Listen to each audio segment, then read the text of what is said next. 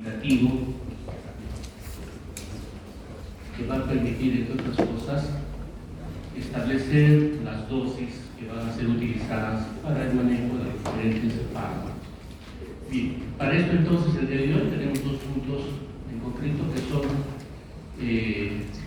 presentarles los aspectos básicos de la teoría de ocupación de receptores, que es pues la teoría que nos va a permitir abordar de la manera más actual todo lo que significa el desarrollo de lo que va a ser después la curva dosis-efecto, y de esta manera tener pues la relación entre la cantidad de fármaco administrado y el efecto buscado, en este caso con los pacientes. Bien, algunos aspectos experimentales que nos van a ayudar a deducir o llegar a comprender finalmente el postulado matemático de lo que es la teoría de ocupación de receptores. Bien, aquí tenemos en dos paneles en los cuales relacionamos la contracción de la vena yugular de una ratita, o de varias ratitas en realidad, con relación a la concentración del medicamento, en este caso llamémoslo agonista. Quizá acá los saltantes, recalcar que en la parte de la concentración no está en miligramos, ¿no?, por kilogramo de peso, sino está como logaritmo de la dosis. Y en el otro panel tenemos igual la fuerza de contracción desarrollada en la vena yugular, pero relacionado al porcentaje de ocupación de receptores. Ustedes fácilmente pueden ver de que tenemos diferentes sustancias que estamos probando con círculos oscuros, ¿no?, lo que significa la fuerza desarrollada con respecto a la dosis y la fuerza desarrollada con respecto al número de receptores ocupados. Luego tenemos con círculos blancos otros derivados. Bueno, vemos nosotros en el caso de los círculos oscuros, que vendría a ser la triptamina. La triptamina es una sustancia endógena, es un neurotransmisor, es un ligando endógeno, si quieren ustedes, que determina la contracción a nivel del músculo vascular. Bueno, vemos de que esta sustancia endógena es la que produce las mejores contracciones, ¿no? Podemos observar que en algún momento encontramos un margen de contracción máximo alcanzado, más o menos con una concentración de -7 de logaritmo, ¿no?, del mismo. A estas concentraciones ven ustedes otros derivados de la serotonina no logran una mayor fuerza de contracción. Si nosotros comparamos el margen de ocupación de receptores, vemos de que inclusive con márgenes del 100%, la contracción lograda con la serotonina es mucho mayor que con otros derivados. Entonces acá podemos nosotros colegir dos cosas. Primero, la fuerza de contracción, el efecto medido, está en función de la dosis. A mayor dosis, mayor fuerza de contracción. Va a llegar un momento que vamos a obtener una máxima contracción, un máximo efecto, si quieren ustedes. Y de acá podemos nosotros deducir de que el grado de contracción, el efecto observado, a su vez está en función del número de receptores ocupados, ¿no es cierto?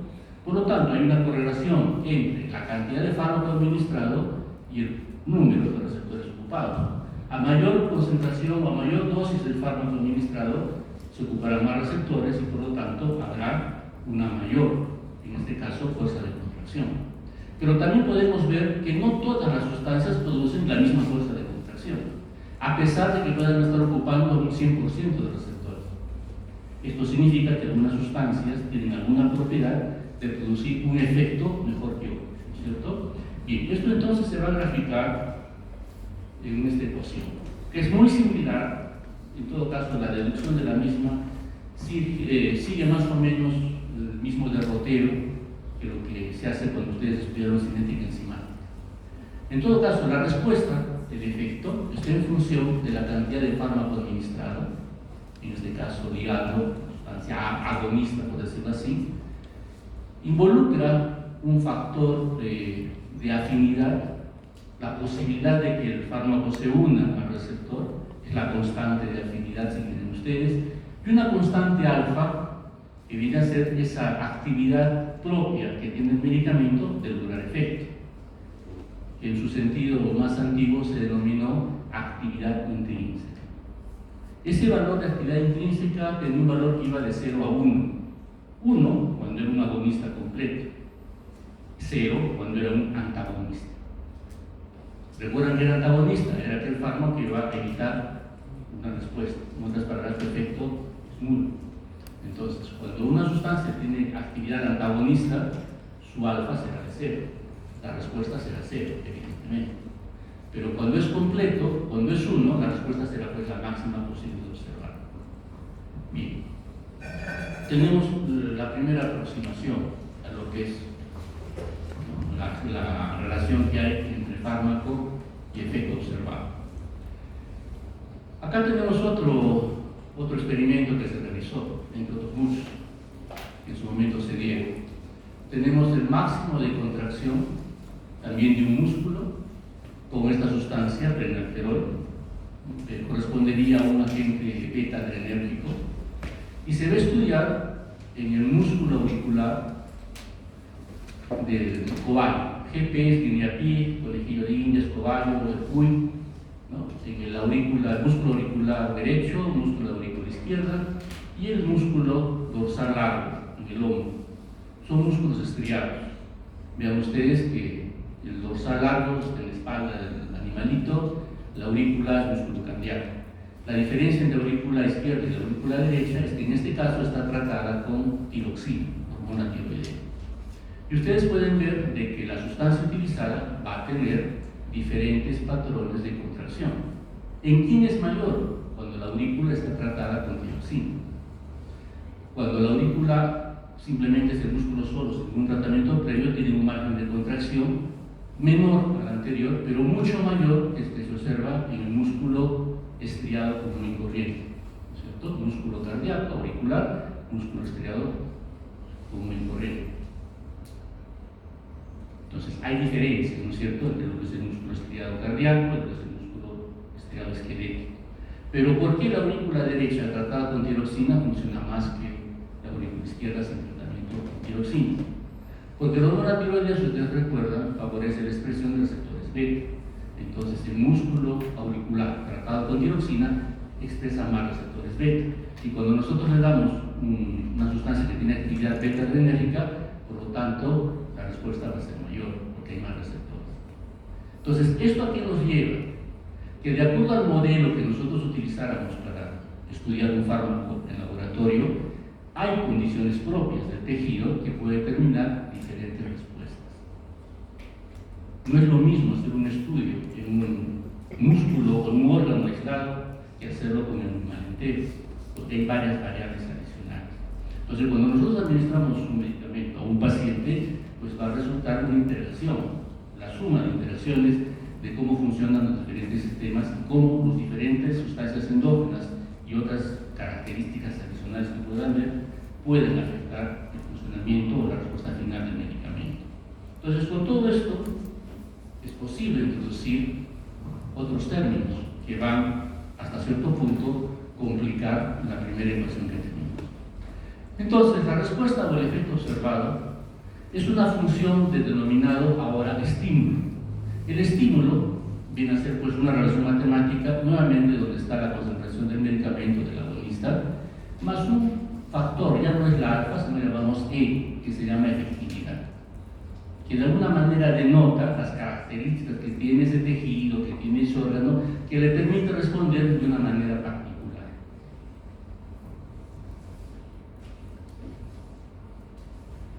Entonces, más o menos llegamos a este tipo de esquema. Cuando el fármaco se une a su receptor, se forma un complejo que va a determinar una serie de respuestas, dijimos bioquímicas, de amplificación y transducción, que finalmente se traducirá en la respuesta o efecto farmacológico. ¿Ok? Muy bien, entonces lo que este estímulo, que en buena cuenta viene a ser pues este intermedio activo, si quieren ustedes, entre fármaco y receptor, cómo es que desencadena todo ese conjunto de reacciones bioquímicas que finalmente se traducirán en un efecto y que de alguna manera tratan de ser matemáticamente expresados en las fórmulas que hemos visto. ¿Ok? Sin embargo, los estudios posteriores y todo lo que ustedes pudieran en ese momento querer introducir y deducir, nos lleva a una última fórmula, que digamos es la más vigente en la actualidad dentro de ciertos esquemas de trabajo, donde igual tenemos un estímulo, pero vean ustedes, tenemos ahora una constante diferente, denominada eficacia intrínseca, que está relacionada con el número de receptores que puede tener el modelo farmacológico que nosotros estamos estudiando. ¿Okay? Entonces, digamos que a partir de una fórmula inicial que podríamos más o menos incluir con facilidad, podemos nosotros complicarla introduciendo otros términos, dado que en el individuo, si quieren ustedes, al final es la suma, como decía hace un momento, de varias condiciones que van a determinar cuál será el efecto final observado en el paciente. Bueno, a partir de aquí entonces tenemos una serie de términos que vale la pena recordar. En primer lugar, afinidad, que está dado por esta constante de afinidad, que define pues esa propiedad que va a tener el fármaco para unirse a su receptor. Mientras más afinidad tenga un medicamento, pues evidentemente más fácil se unirá al receptor y por lo tanto la posibilidad de generar una respuesta será mayor. La eficacia es la propiedad que determina pues precisamente presentar el efecto. Pero como hemos visto, no todas las sustancias o medicamentos van a tener la misma capacidad de producir respuesta, a pesar de que se unan en la misma proporción al receptor. ¿Por qué? Porque hay una propiedad que depende de la misma sustancia, que es la actividad intrínseca, ¿no es cierto? Entonces, reconociendo que el medicamento puede unirse al medicamento al receptor en mayor o menor proporción y que esa unión determina mayor o menor efecto, podemos hablar de agonistas, como ya más o menos sabemos el término, como aquellos fármacos que al unirse al receptor producen una respuesta dentro del sentido esperado, que serán agonistas totales cuando esa respuesta pues obedece al 100% y serán parciales cuando esa respuesta llega al 50, 60, 70%. Y serán antagonistas aquellas sustancias que al unirse al receptor determinan que no haya respuesta, donde la actividad intrínseca, como dijimos, podría ser cero, ¿no es cierto? Bien, entre 0 y 1 tenemos pues un amplio margen de respuestas que pueden darse, de intensidad de respuestas que puedan darse, donde van desde totales al 100% hasta parciales, cualquier fracción inferior a esto, ¿no es cierto? Y eficacia intrínseca es un factor o una constante, diré mejor, que se relaciona en sí al tejido u órgano, que tiene que ver con la capacidad de producir respuesta más el número de receptores que puedan estar funcionando en ese modelo, en ese tejido, en ese órgano, etc. ¿Okay? Digamos entonces que cuando uno hace un estudio en modelos experimentales, la respuesta del tejido va a tener un componente que depende precisamente, por un lado, de la ocupación de receptores y por otro lado, de la capacidad que tiene el tejido en sí, de su eficacia multiplicado por los receptores que pueda ofrecer. No todos los tejidos van a expresar el mismo número de receptores, por ejemplo, como hemos visto, ¿no es cierto? Dependerá. Cuando hemos visto el ejemplo del experimento con el músculo auricular estimulado con hormonas tiroideas y sin hormonas tiroideas, debido al número de receptores expresados, diferentes tipos de respuesta, ¿no es cierto? Bien. Esta situación, que hasta ahí era relativamente simple, en la actualidad se ha complicado más. ¿Por qué?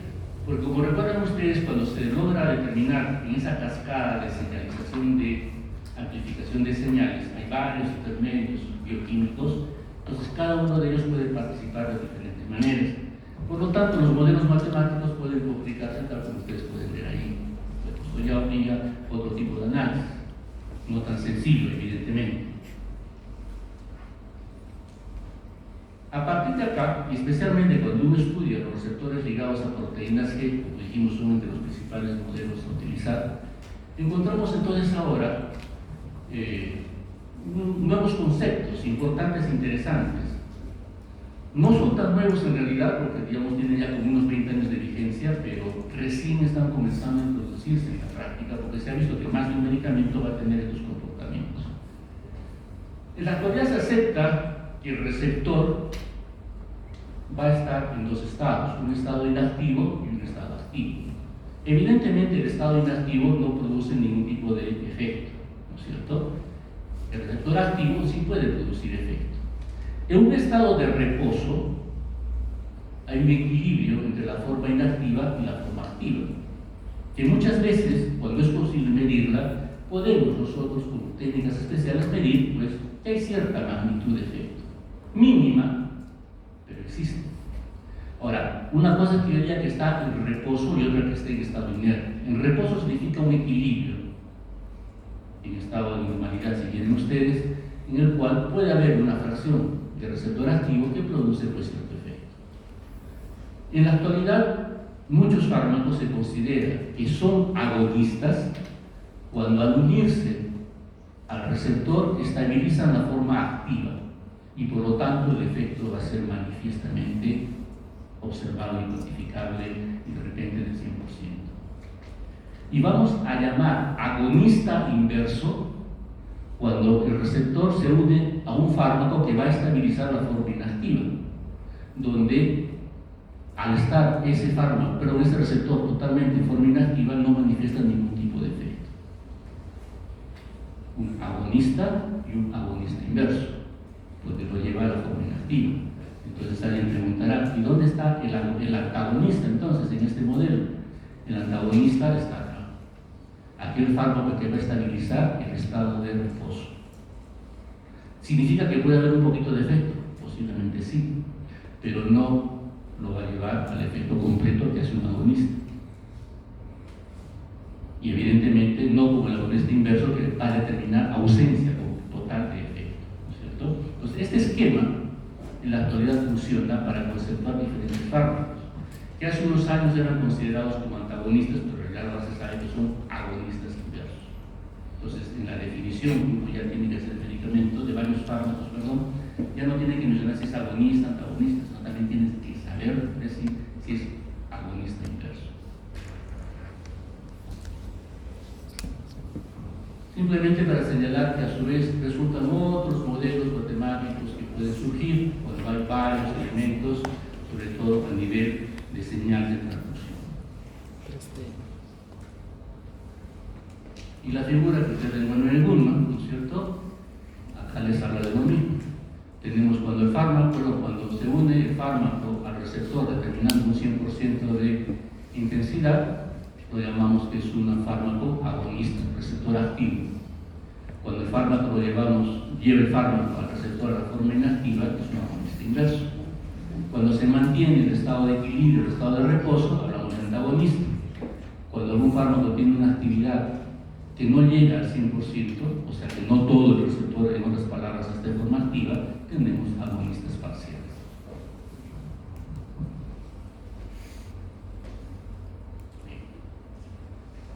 Con esto en mente, entonces, ya podemos comprender un poquito mejor cuando uno hace los proteos, los estudios que relacionan, por ejemplo, porcentaje de efecto con concentración del fármaco. Por eso les decía, de primera instancia tenemos una curva que es muy similar a la obtenida cuando ustedes han estudiado genética enzimática. Tenemos pues un efecto máximo a lograr con concentraciones tales, en este caso del fármaco, y lo importante de este tipo de curva hiperbólica es de que llega un momento que entre nosotros aumentemos la cantidad de fármaco, hemos llegado a un efecto máximo. ¿Okay? Bien, este tipo de curvas no es el más utilizado en farmacología, sino el que relaciona la intensidad del efecto con la concentración del fármaco, pero expresado como logaritmo. En realidad es la curva dosis-efecto, la famosa curva dosis-efecto. Entonces acá esta curva suele tener una forma sigmoidea, una forma de S, donde podemos denotar fácilmente que hay pues un efecto máximo. La concentración, una vez que alcanza efecto máximo, por más que lo aumentemos la dosis, no vamos a obtener un efecto mayor. A su vez, esto nos sirve para encontrar aquella concentración que denota el 50% del efecto máximo. En otras palabras, la denominada concentración efectiva 50. A partir de ahí, nosotros podemos comparar fármacos en base, en este caso, al agonismo. Entre fármacos agonistas, ¿qué podemos nosotros encontrar entonces cuando comparamos fármacos agonistas? Pues básicamente encontramos dos variantes. Cuando dos fármacos van a tener el mismo efecto máximo y cuando dos fármacos van a tener efecto máximo diferente. ¿Okay? Entonces, estos dos fármacos, el A y el B, tienen el mismo efecto máximo. Pero vean ustedes que las concentraciones a las cuales encontramos esos efectos son diferentes. La curva A permite encontrar efectos a una concentración menor que respecto a la curva B, ¿no es cierto? Entonces, a partir de acá nosotros podemos determinar o podemos encontrar un nuevo término que es potencia farmacológica. La potencia farmacológica relaciona la cantidad de fármaco que nos permite obtener un efecto. Para fines comparativos, la concentración efectiva 50 es útil. Vean ustedes, la concentración efectiva del fármaco A del 50% es menor que la del fármaco B. El fármaco A es más potente, porque menor cantidad de fármaco nos permite tener un efecto mayor, ¿cierto? Entonces es fácil acá de darnos cuenta cuál es el fármaco más potente. Acá tenemos el fármaco A y el fármaco B. Acá la diferencia es de intensidad de efecto, ¿no es cierto? El efecto máximo del fármaco A está aquí. El efecto máximo del fármaco B está acá. Por mucho más que yo eleve la concentración del fármaco B, nunca llegará a la del fármaco A, ¿no es cierto? Por lo tanto, el fármaco A es más efectivo que el fármaco B. Desde el punto de vista práctico, ¿esto tiene alguna utilidad e importancia? Sí. Porque muchas veces utilizamos potencia como una característica muy importante del medicamento. Es un fármaco más potente, es el que te voy a dar. Pero en realidad no es así. Que sea más potente significa simplemente que puedo darle una dosis más pequeña para obtener un efecto determinado. En lugar de darle una tableta de 1 gramo grande y difícil de tragar, te voy a dar una tabletita de 0.25 miligramos que es más fácil de pasar, ¿no es cierto? Pero dado el caso, le voy a dar pues el gramo de ser necesario para obtener el efecto buscado. Por ejemplo, alivio del dolor. Yo puedo aliviar un dolor con 1 gramo de paracetamol, o sea, 2 tabletas comunes y corrientes.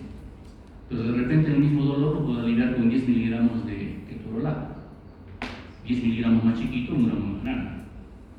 Pero igual lo voy a aliviar, ¿no es cierto? Comodidad para el paciente, posiblemente. En cambio, cuando yo comparo dos fármacos que tienen diferente efectividad, de hecho, mejor puede ser el fármaco A, porque va a ser más eficaz para aliviar el dolor, para aliviar la fiebre, para aliviar o disminuir la presión arterial, etcétera, etcétera. Entonces, cuando nosotros vemos a propagandista médico y nos habla de potencia, ustedes podrían partir la pared, ¿no? Cuando les habla de eficacia, presten un poquito más atención. No nos dejemos engañar por lo que nos dice la propaganda. Ahora, evidentemente, a nivel de comunidad, la propaganda también impacta en el paciente. Cuando viene a pedirnos a nosotros consulta y se discute de alguna manera, cuando es posible, la medicación terapéutica, pues no falta más de un paciente que entra a internet, lee cosas y después les pide a ustedes que les dé el fármaco más potente, porque el hecho que es mejor, etcétera, etcétera. Entonces, ustedes deben estar en capacidad de poder, primero, saber lo que tienen que entender y en su momento de repente también educar al paciente o a quien sea pertinente. Cuando hablamos de antagonismo, dijimos, consideramos pues aquella condición en la cual el fármaco más bien evita que se dé un efecto o disminuye, en todo caso, la intensidad del mismo. Nosotros podemos diferenciar dos tipos de antagonismos, competitivos y no competitivos. En los competitivos, aceptamos de que hay cierta semejanza entre el antagonista con el fármaco o el ligando agonista. Y en base a esa semejanza, se va a buscar unirse al receptor, pero su efectividad, su actividad intrínseca no es la misma, ¿no es cierto? Entonces, cuando esa capacidad de producir efecto es menor, vemos pues, que el efecto tendría que ser, de hecho, de menor intensidad. Pero en los antagonismos competitivos, donde hay esa semejanza entre el fármaco antagonista y el ligando agonista, es posible que cuando nosotros aumentamos la concentración del agonista, nosotros podamos de alguna manera superar ese antagonismo. El hecho es de que el efecto máximo es factible de ser alcanzado. ¿Okay? utilizando dosis cada vez mayores, pero logramos de alguna manera superar el antagonismo competitivo, porque es fácil de entender. Como se parecen, cuando yo aumente la cantidad del fármaco, digamos, del agonista, voy a superar el antagonismo, ¿no es cierto? Y de esa manera, simplemente por proporciones, alcanzo o logro nuevamente encontrar el efecto máximo. Pero, aparentemente, las afinidades van a ser menores. Aparentemente, la potencia disminuye, ¿no es cierto? Se va desplazando, si quieren ustedes, hacia la derecha. En cambio, en el antagonismo no competitivo, vemos de que progresivamente el efecto va a disminuir. En este caso, el antagonismo no competitivo, el fármaco se une a un sitio diferente de la molécula receptora. Al unirse a un sitio diferente, entonces no tiene con quién competir y al unirse a la molécula receptora va a impedir una buena unión con el ligando, con el agonista, y de esa manera el efecto va a ser menor. Y conforme aumente la cantidad del antagonista, pues el efecto será progresivamente menor. Este tipo de antagonismo definitivamente disminuye el efecto. Unos y otros van a tener pues alguna aplicación tanto terapéutica como también en el manejo de algunas intoxicaciones, como veremos posteriormente. Bien. Daremos pues ahora alguna mención a algunas características de este elemento que es pues dentro de farmacología el más importante, porque define características que nos van a ser muy útiles con respecto al uso y manejo de más de un medicamento. La curva dosis-efecto, que como dijimos hace un momento, relaciona la intensidad del efecto con la concentración del fármaco expresada como un logaritmo. Aquí nosotros podemos definir 4 propiedades importantes, que ya de alguna manera hemos ido mencionándolas. En primer lugar, el efecto máximo, ¿no es cierto?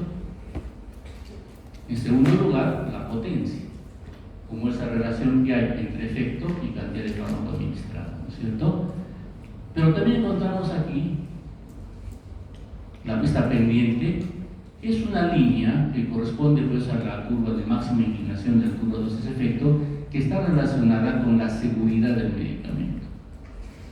Todo medicamento, dijimos ayer en algún momento, que tiene la capacidad de producir efectos terapéuticos y también de producir efectos adversos, inclusive tóxicos. Los efectos terapéuticos pueden estar aquí, en esta parte de la curva, con estas concentraciones. ¿Y qué pasará con los efectos que se dan a este nivel, que son más intensos, pueden ser tóxicos? Pues? Entonces, si yo quiero al paciente darle una dosis segura, no le voy a dar por acá, le voy a dar por acá, ¿no es cierto? Entonces, cuando esta pendiente es muy vertical, la distancia que hay entre las dosis seguras o terapéuticas y las dosis tóxicas es muy pequeña y difícil de manejar. Es un fármaco peligroso. Cuando esta pendiente es más inclinada, entonces la distancia que hay entre dosis terapéuticas y tóxicas es muy distante. Y si yo me equivoco en calcular la dosis, pues felizmente difícilmente le produciré toxicidad, ¿no es cierto?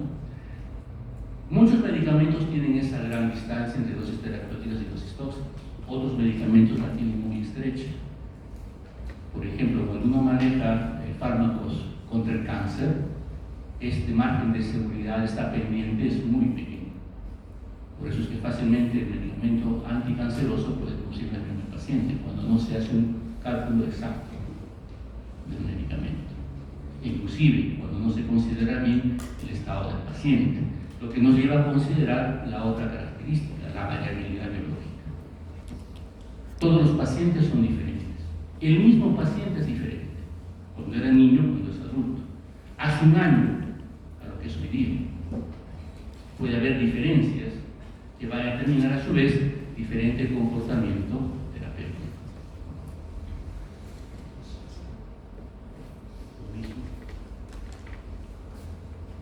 A partir de la variabilidad biológica, nosotros podemos determinar 2 tipos de curvas especiales, dependiendo cómo el efecto se va a reflejar en la población. Ya no hablemos de un individuo, de un grupo pequeño de individuos, hablemos pues de una muestra de la población. Bueno, cuando nosotros estudiamos la frecuencia del efecto en la población con respecto a la intensidad de ese efecto, encontramos una curva típica, curva de Campana, de Gauss, etc., ¿no? Donde la mayor parte de pacientes o de personas, en todo caso, van a responder aquí, en la media de la curva. Pero tenemos extremos, donde hay pacientes que manifiestan efectos o intensidades máximas a una dosis determinada, y hay otros pacientes que a la misma dosis tienen efectos mínimos. Estos pacientes son entonces hiporreactivos, estos son hiperreactivos, ¿no? Y los que están en el medio son los pacientes normorreactivos. Estadísticamente, pues el 95% está aquí, pero tenemos pacientes que a una dosis determinada pueden reaccionar poco, y otros que a esa misma dosis pueden reaccionar mucho. Eso explica por qué a veces pacientes, por ejemplo, que le necesitamos un fármaco, le produce pues un efecto exagerado, y otros pacientes que le damos el mismo medicamento que al 90% le hace efecto, a ese no le hace. En un extremo o el otro, el pagano es el medio, ¿no es cierto? Porque ha hecho mal la dosificación del medicamento. Eso para el paciente. Nosotros no sabemos pues en nuestro paciente en qué momento, en qué parte de esta curva estará, pero debemos estar preparados para poder evaluar si acaso se presenta este inconveniente. Porque muchas veces este efecto máximo puede brindar con efectos tóxicos, ¿no es cierto? Y estos efectos mínimos, bueno, simplemente que no generan efecto. Habrá que buscar pues alternativas en el manejo. Y luego tenemos este tipo de curva, del todo nada, donde a una determinada dosis que nosotros podamos utilizar, podemos ver si hay efecto o no hay efecto. Entonces, por ejemplo, esta clásica gráfica que se hace en todos los libros, creo que existe, de todos los autores, donde uno evalúa el efecto, por ejemplo, de barbitúricos, que son fármacos que actúan en el sistema nervioso central, son depresores del mismo, utilizados antiguamente para producir sueño, pero cuando se utilizan en dosis elevadas pueden producir la muerte. Entonces acá tenemos una curva, por ejemplo, establecida con dosis del barbitúrico, ¿no? Y acá una curva de letalidad o de mortalidad. La curva efectiva 50, donde 50% de los en este caso de animalitos experimentales van a dormir, y la dosis letal 50, donde el 50% de animalitos experimentales van a morir. Evidentemente las curvas de letalidad no son pues evaluables en pacientes, ¿no es cierto? No podemos experimentar que muera la mitad y de vivo. Entonces los animalitos sí. Entonces quiere decir que cuando nosotros entonces hacemos estos estudios podemos determinar el margen que hay entre la dosis efectiva y la dosis letal. ¿Ya? Ese margen se llama índice terapéutico. Ese margen que va entre la dosis letal 50, en este caso 400, y la dosis efectiva 50, en este caso 100, nos da un índice terapéutico de 4. Cualquier dosis utilizada en esos extremos determina cierta utilidad terapéutica. Si bien hay un margen de letalidad, supuestamente es manejable. Cuando este índice terapéutico es menor de 2, se supone que es un fármaco peligroso. Bien, para efectos un poquito más estrictos, utilizamos el índice terapéutico verdadero, que utiliza la dosis letal 1 y la dosis efectiva 99. Entonces, vean ustedes, de tener este margen por definición de índice terapéutico amplio, pero también con márgenes amplios que permitirían hasta cierto punto jugar con peligro, tenemos uno más estrecho, ¿no? Más seguro, pero también más estrecho. Ese es el índice terapéutico verdadero. Si bien son valores hasta cierto punto teóricos y derivan de forma experimental, de alguna manera se extrapolan cuando uno los va a utilizar en seres humanos, ¿no? Bien, y la última curva que nos va a ser útil también para evaluar medicamentos y su utilidad en los pacientes es cuando caracterizamos efectos con respecto al tiempo. Entonces tenemos esta curva característica, denominada también de otra forma área bajo la curva, donde se ve la concentración del fármaco, ¿no? Sabemos que a mayor concentración del fármaco, mayor efecto, ¿no es cierto? Por la teoría de composición de receptores, relacionado con el tiempo. Entonces vemos que en esta curva va a haber un tiempo de efecto máximo, y luego el efecto a partir del mismo disminuye hasta anularse. Va a haber el denominado periodo de latencia, que es el tiempo que transcurre desde administrado el fármaco hasta que alcanza una concentración mínima en la cual la ocupación de receptores permite observar un efecto mínimo, ¿no es cierto? Entonces, ese tiempo que se demora en llegar a ese umbral se llama tiempo de latencia. A partir de allí, más receptores ocupados, mayor intensidad de efecto hasta llegar al máximo, y luego comienzan los mecanismos de eliminación. El fármaco comienza a eliminarse. Conforme sale del cuerpo, disminuye la concentración, hay menores receptores ocupados, disminuye el efecto hasta llegar pues a la concentración umbral. Por debajo de la misma se pierde el efecto, ¿no es cierto? Entonces, cuando uno más o menos utiliza un fármaco, sabe de que una dosis terminará esta curva. Entonces, la siguiente dosis la tengo que dar por acá para que cuando llegue acá se empalme con el siguiente efecto observado y se mantenga el efecto a lo largo del tiempo. ¿El tiempo de latencia es importante? Evidentemente que sí. Por ejemplo, imagínense ustedes manejan un cuadro doloroso. Para manejar el dolor, nos conviene un fármaco que tenga tiempo de latencia corto o prolongado, ¿no es cierto? Yo quiero el dolor que me alivie ahora, no mañana. A su vez, la duración del efecto tendrá importancia también. Mientras más corta la duración del efecto, ¿qué significa? Hay que dar más dosis a lo largo del día para tener ese efecto, ¿no es cierto?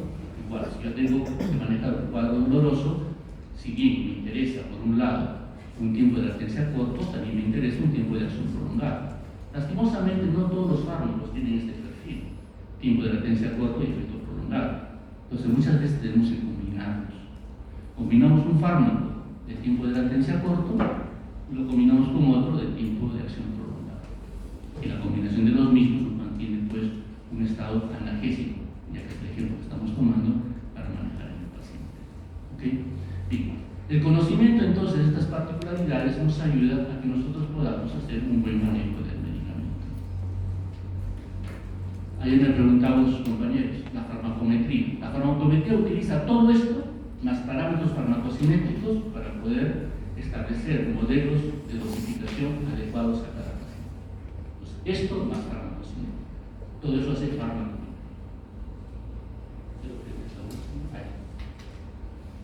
Conclusiones, para cerrar todo lo referente a farmacodinámica.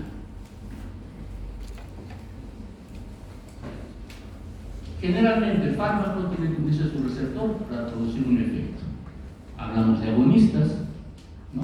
Cuando el fármaco busca unirse a una parte del receptor, llamémosle sitio activo, que puede ser también ocupado por un antagonista. Cuando tienen esa afinidad por el mismo sitio, hay competencia. Por lo tanto, este antagonista es un competitivo, inhibidor competitivo. El alostérico, vean ustedes, se une en otro sitio. Puede ser un alostérico positivo, en el sentido que facilite una acción, pero también puede ser un alostérico negativo, que sería un inhibidor o un antagonista no competitivo. Al unirse el fármaco acá, distorsiona en esta parte de la molécula del sitio activo y ya no se va a unir. Y por lo tanto, ya no hay efecto, ¿no es cierto?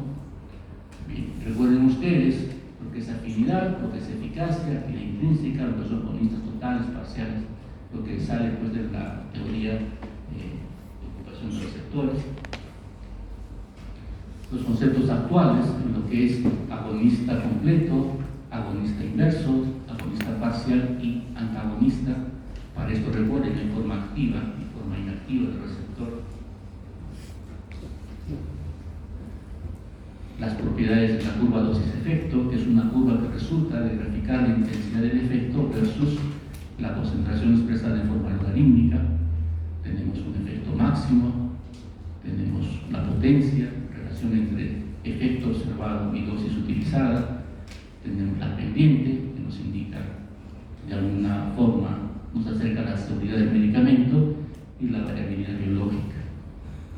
Todos los pacientes son diferentes, inclusive el mismo paciente es diferente en diferentes momentos, ¿no? El término ventana terapéutica, que nos relaciona el margen entre lo terapéutico y lo tóxico o lo adverso.